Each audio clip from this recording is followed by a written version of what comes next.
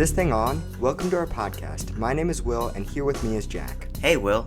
We're Generation Z kids of Generation X dads asking ourselves, how the heck did we end up recording a podcast? 1 minute we're playing Call of Duty and watching YouTube, and the next our dads dragged us into the basement and shoved a microphone in our face.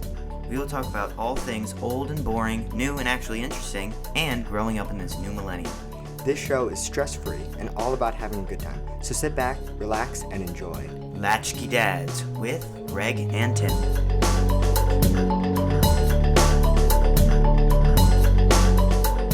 In this episode, we talk about our least favorite board game of all time, Trivial Pursuit. We also play a fun game of Trivial Pursuit with our boys to see how they do. We'll also take a moment to look back to the year 1989 and review the movie The Burbs with Tom Hanks, which I have to say I'm super excited. Tim, we struck out again. Sorry. I really thought it would be fun to talk to Tom and get his take on that. No go. All right, well, I guess we'll just talk about our experience watching the movie The Burbs. Hey kids, guess what? It's family game night. Yeah! Will there be snacks too? Purple stuff? Sunny D? What games are we going to play? Twister? Operation? Good idea, boys. But tonight, we're gonna play Trivial Pursuit. Oh man, that game is dog water. Yeah, that game really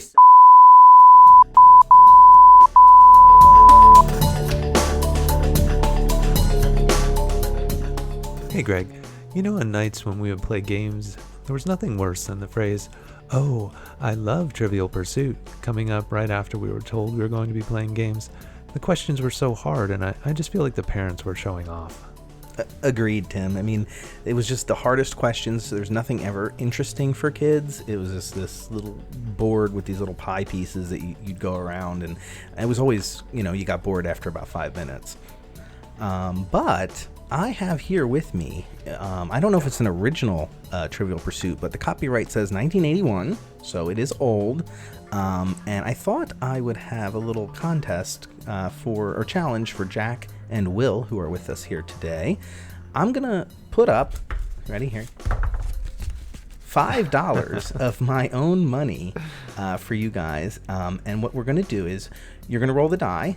We're going to pick a question as it comes up. And if you get it right, you will win $5. Now, you get to work together as a team. But I am confident you're not going to get one question right. I love this idea, and I can't wait to hear the answers they come up with.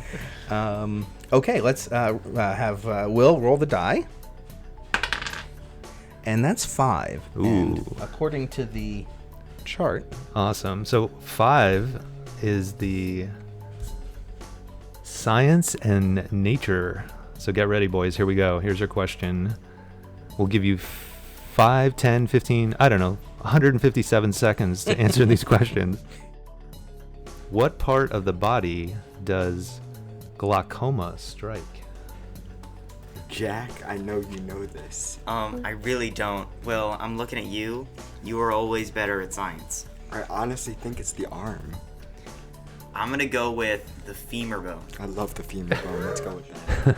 That is a great answer because we all know that the femur is firmly placed in the eye, where glaucoma will often affect a person. So well done, boys. That's 0. Sorry, Out guys. of 1. Jack, your turn to roll. Oh, great. Ooh, a 1. And 1 is a geography question. Are you guys ready? What natural breakwater lies off the northeast coast of Australia? What natural breakwater lies off the northeast coast of Australia? I'm gonna have to go with the most obvious answer here of the Pacific Ocean. Yes, exactly. We need a good sound effect of a because the correct answer is, of course, the Great Barrier Reef. Oh, very close with Very Pacific close. Ocean. All right, Will's opportunity to roll again. Here we go. Ooh, another 1, another geography question. I feel pretty strongly about this. All right, here we go, boys. What Austrian city was named for its mining and trading of salt? Oh, I know you guys, you know that one. It's right there. Salty Town. Salty Springs. Oh, there you go. Very close, boys. Actually, quite close with Salzburg. Oh, wow. They were on the right track, the right road. That was impressive. I think they should get like a half a point for that. How much money do we get for having? We'll tear the 5 in half, and you both get half. Great. Okay, Jack, it's your turn. Go ahead and roll the die. Oh, on 6. So this question is, you might have a chance. It is sports and leisure. Sports and leisure. And the question is, what 4 tournaments make up golf's Grand Slam? The Olympics. That's a wonderful answer. So totally right. The Grand Tour. Oh, I like that better. I'm sorry, but the correct answer is the Masters, Oh. PGA, and U.S. British Opens. So, yeah, it's close. Would never have gotten that. I think that's actually, they refer to that as the Grand Tour, so you're pretty close. Hey, that's got to be worth at least half a point. Yeah, Oh. we got like 1 total point so far. We'll have to check the rule book on that. All right. Another round? One more. Let's One go. Here we more. go. All right. Ooh, a 2. That's going to get us into the entertainment category. This was actually one of the categories I felt like I had a chance when I played as a kid, even though I never got any of them right. Here we go. Who threw a badly aimed tomahawk on TV's Tonight Show? Jimmy Fallon. Yeah, Jimmy Fallon all the way. Okay, you were close. The actual person's name was Ed Ames. Ed Ames. I have no idea who that is. Was Jimmy Fallon even alive in 1981? Excellent question. Have to resort to Google. All right, last chance, boys. Last chance to win your $5. I think, Jack, you're going to roll. And, this was the worst category to ever get. It is arts and leisure. Oh, no, I'm sorry. Yeah, arts and literature. Arts This and is the one literature. we're gonna get. Yep. This is it, guys, because this is so obvious. Who created Detective Nero Wolfe? Oh. Who? Jimmy Fallon. Jimmy Fallon for the win. No, I'm sorry. The correct answer is Rex Stout. The obvious answer of Rex Stout. We all know. Yes. Famous author. I have Rex no idea who that is. I think they would have had a better chance with Tyrannosaurus Rex than. That I could actually guess. All right. Well, I think it proves that the same effect that we felt as kids of not having any idea what the answers were in Trivial Pursuit has proved true with our offspring. Welcome to Mayfield Place. A typical street in the Burbs. Morning, Walter! Where nothing much ever happened Walter's dog just took a dump on Rumsfield's lawn again.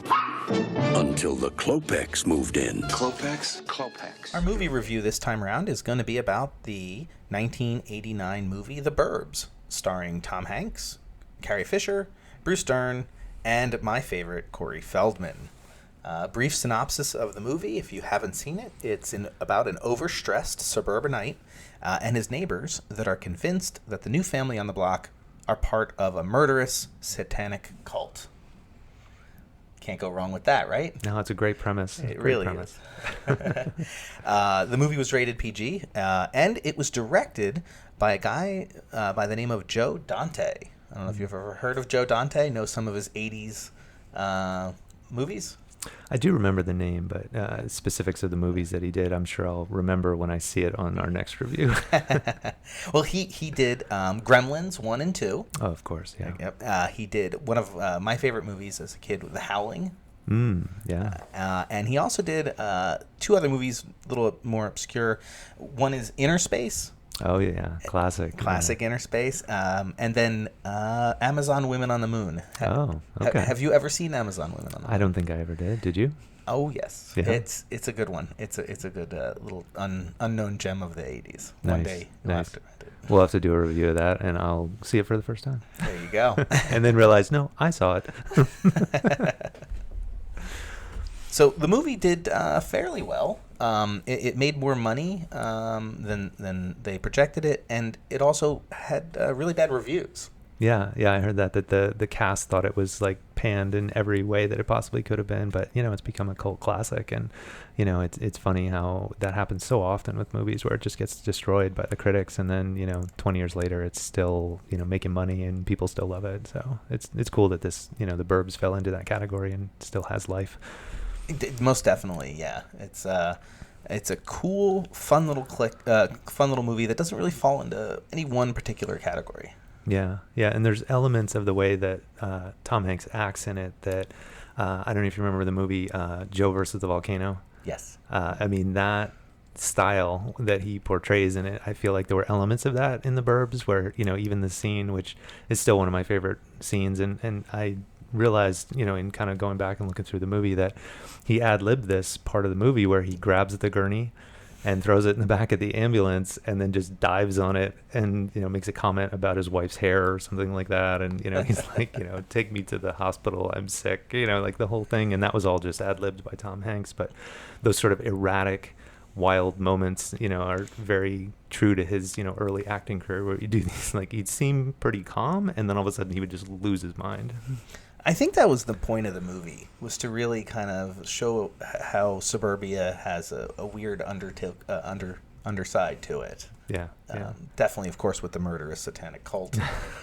But just the stress, I think they did a good job of showing, like, the one neighbor's dog poops on everybody's yard and that annoys you, and then the weird neighbors that are in your business. Yeah, and on the surface it looks like everything's all shiny and everybody's just living these idyllic lives in a way, but then these little tiny things that sort of add up that will push someone who's seemingly balanced, like Tom Hanks' character will then just have that moment where they kind of snap, and now all of a sudden he's on this mission that he has to find out what's in the basement of the neighbor's house. It's pretty interesting and an interesting take on society, really.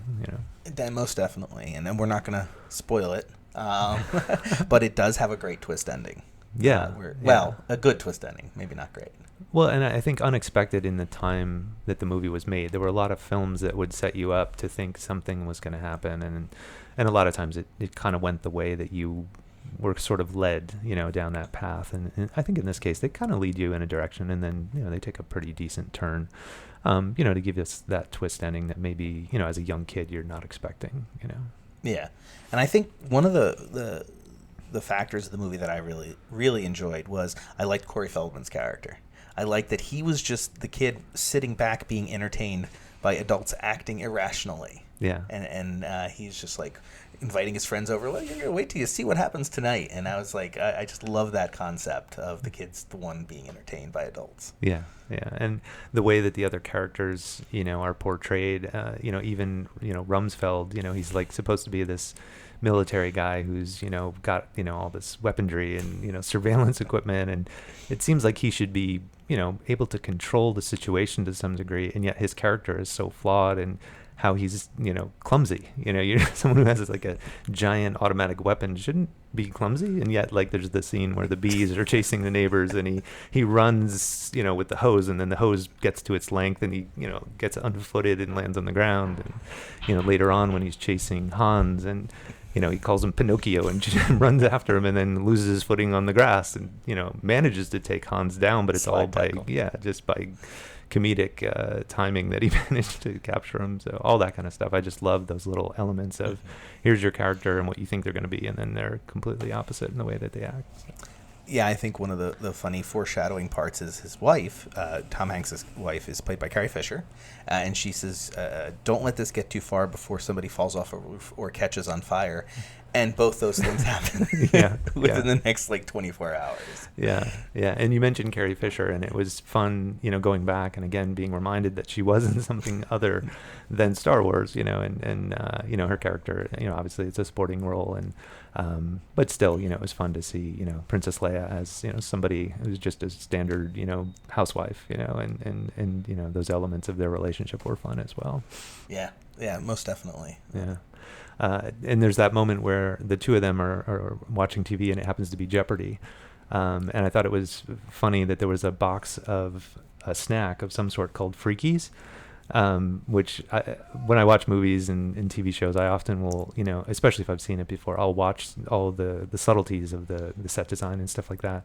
And I thought that was an interesting choice that they put a box of freakies, sort of with the neighbors who are strange and sort of freaky, that they put this product there that I assume was sort of something they made up for the movie or something. I've never heard of the product Freakies. Do you remember a product that was like a snack or something called Freakies?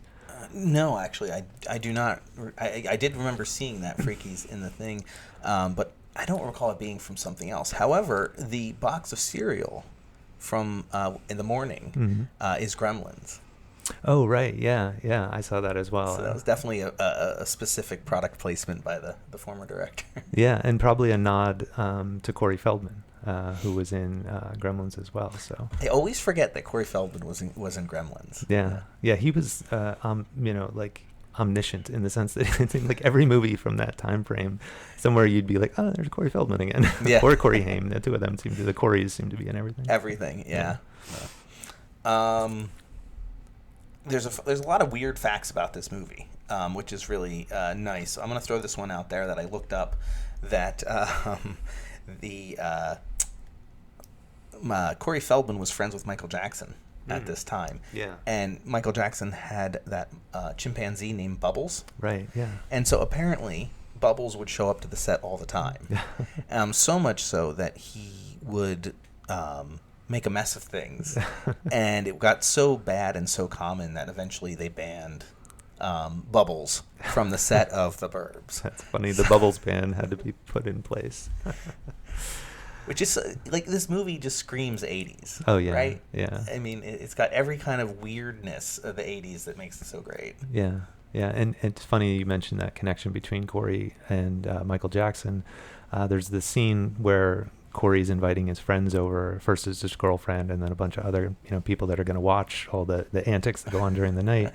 And when Corey first comes out on the porch, he's wearing this black leather jacket that's like covered in studs and all kinds of stuff. And when I saw that, it immediately made me think, I wonder if that was a Michael Jackson jacket that he actually got from Michael Jackson, because they were so close and it had very MJ sort of bedazzling to it.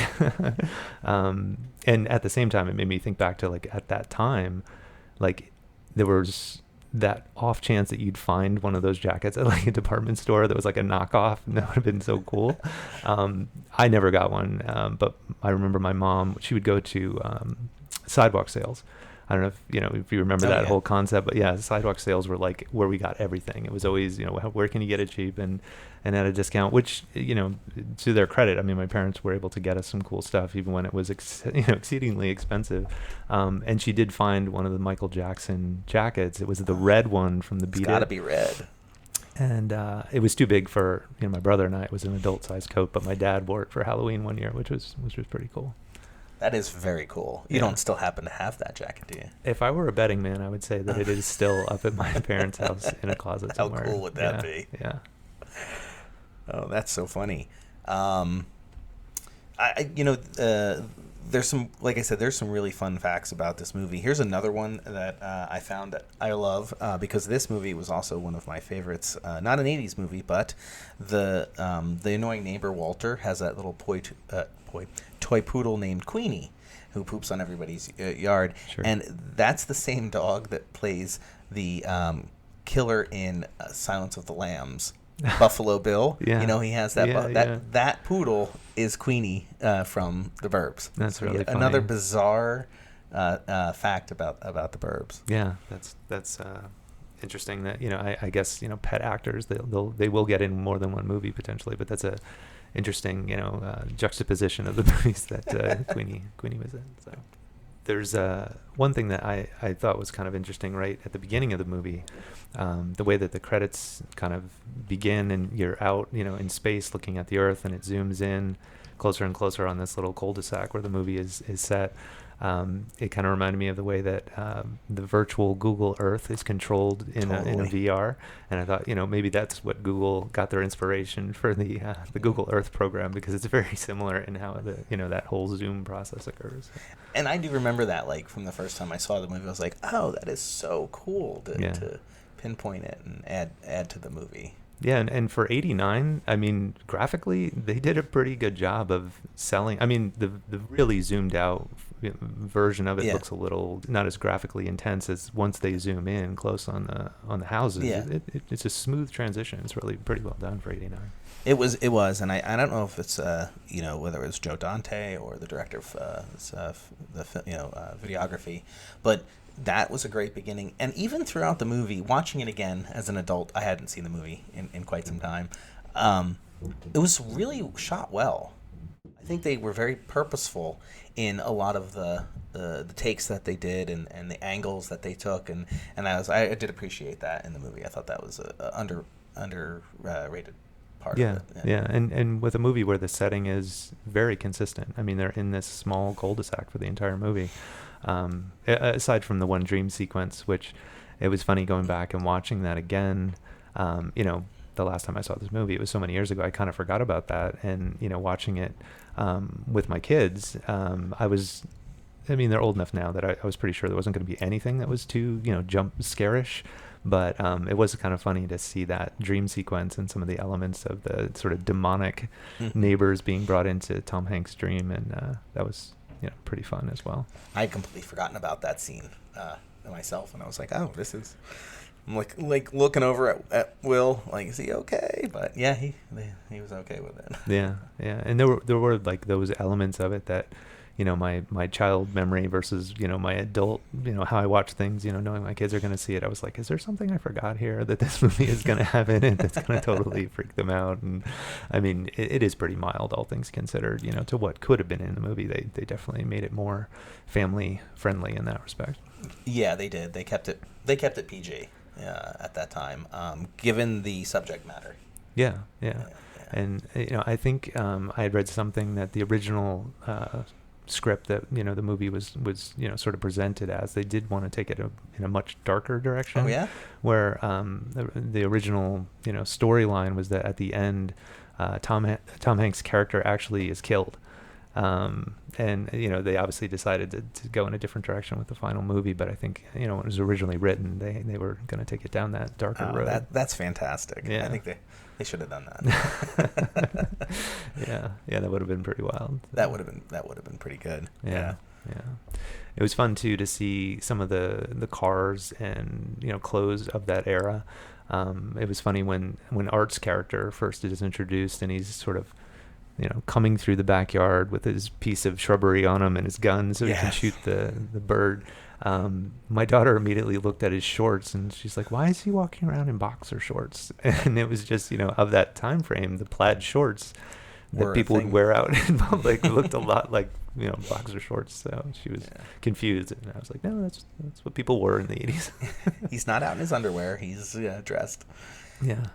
I think one of the one element the movie could have had a few more of were one-liners, and there were some in there that were pretty good. I don't know if any stick out to you. Yeah, for me it was more about like the action sequences that were funny. Yep. Some of the little subtleties that were going on while like a conversation was happening. So even in the beginning when Art comes over and he's first in the house, he's just like plowing through all the breakfast, and then he gets the pineapple and he gets the ribs, and he's just mowing through food, helping himself. Yeah, I mean the conversation is it's taking us to a place, but there's not all that like you said, one-liners and sort of comedic elements there, but it's all about the physical comedy that's happening. What's going on. Yeah. The only line that I remember as a kid that we would say a lot of was post toasty. And we would use it like it had nothing to do with being on a post and being fried. It was just like, oh yeah, that's a post toasty. I don't know. It was in our vernacular for a little while. Yeah. And to that end, we would always say Red Rover, let, whatever neighbor's name, fill in the blank, go over. And then when they would do it, we'd be like, good, which, Rumsfeld in that moment is just so funny so up on the roof. And even the setup of that moment where it's like it's bright sunny afternoon, it's like elite special ops moment where they're climbing over the fence. It's just they could have just walked in at that point because the neighbors had they had already left, so it was just hysterical. It was so silly. Yeah. And even the physical comedy element of like when Art falls, over the Over fence. the Like, fence. classic, And his fingers are all burned. Yeah. And that's so great when Yeah. he's on the post. So good. So I give it a 5 out of 5 stars, personally. Wow. All right. I just, and I don't know if that's nostalgia. Maybe if I just looked at it as, it could have used a little more Corey Feldman, it could have used a little more setup in that regard, or been something specific instead of so many different little things. But I don't know. I just have so many fond memories of it. Yeah, and I'll second your 5 out of 5 because there's a lot of movies that I saw back then, but there's probably only a small grouping of them that still come into my mind periodically. And like I said, that Red Rover part, and other little pieces of the movie will still like flash into my mind in certain situations where if a movie has lasted that long in my mind, like it definitely has to get a pretty high rating. So Nice. All right, so highly recommended. The Burbs. I'm going over the fence, and I'm not coming back till I find a dead body. I picked this for the movie review because it's one of my favorite and most obscure 80s movies of all time. It's wacky, bizarre, and for some reason comforting. I like how the whole movie occurs over 3 or 4 days during his Tom Hanks vacation and takes place entirely in the one little cul-de-sac. It's funny, got a strong plot, great cast, and a nice twist ending. It also included Corey Feldman as the party-going kid next door. But I'm curious, because I love the movie so much, what would Generation Z think of the movie? So we've got the movie, the boys watched it, and now we're going to kind of dive in and see what their opinions of it are. yeah, I agree. I think there was so much about it that was fun, when we were kids. So without further ado, Jack and Will, what do you guys think of the movie? One of my favorite things about that movie was there were so many twists and turns in the plot. You didn't really know what was going on half the time. Some things sort of just happened, and other things you could kind of predict.